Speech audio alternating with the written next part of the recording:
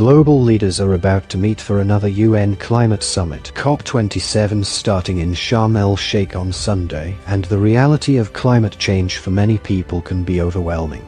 Record-breaking heat waves, devastating floods in Pakistan, and drought in East Africa, and that is just this year. It is no surprise that climate anxiety is rising, particularly among young people, who have mostly only known a world affected by climate change. But experts and activists have told BBC News that these fears can actually be good news for the planet. People who are really aware of climate change may be more motivated to take action, University of Bath environmental psychologist Professor Lorraine Whitmarsh says. Her research has found a link between climate concerns and taking effective action, including reducing carbon footprint by cutting down on waste or buying second-hand. When people talk about their own climate anxiety, they often say it is linked to the vast amounts of negative and often scary news about the planet. I think it's hard not to worry about climate change.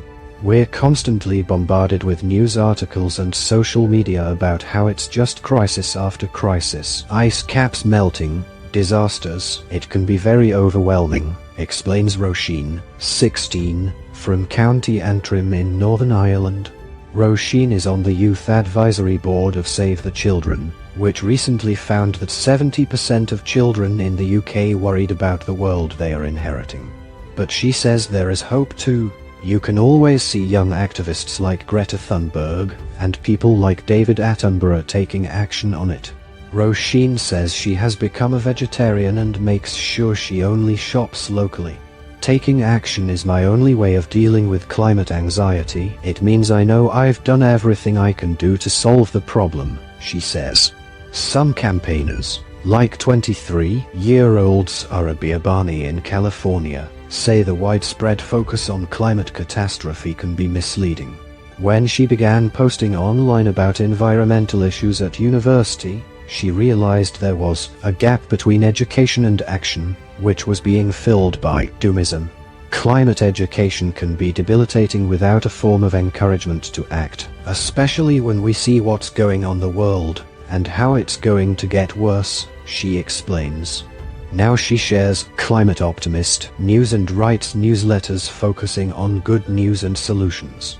Climate optimism is not just nice, it's necessary because in order to be sustained in our action and our advocacy, we need to believe in and have something that's worth fighting for, she explains.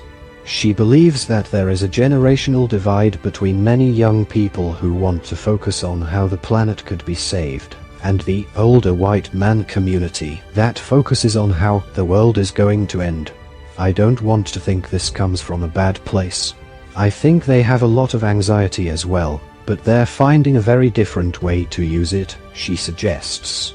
Psychotherapist Caroline Hickman specializes in climate anxiety and has treated a significant number of young people.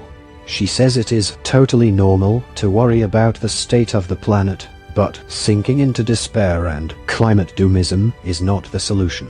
It is important to distinguish between serious clinical anxiety about climate change, which is a mental health issue, and worries or concerns. Professor Whitmarsh suggests that while there are high levels of concern about climate change, particularly in young people, most people do not have debilitating climate anxiety that requires treatment by a mental health professional. Caroline suggests, top image from Getty Images. Climate Stripes visualization courtesy of Professor Red Hawkins and University of Reading.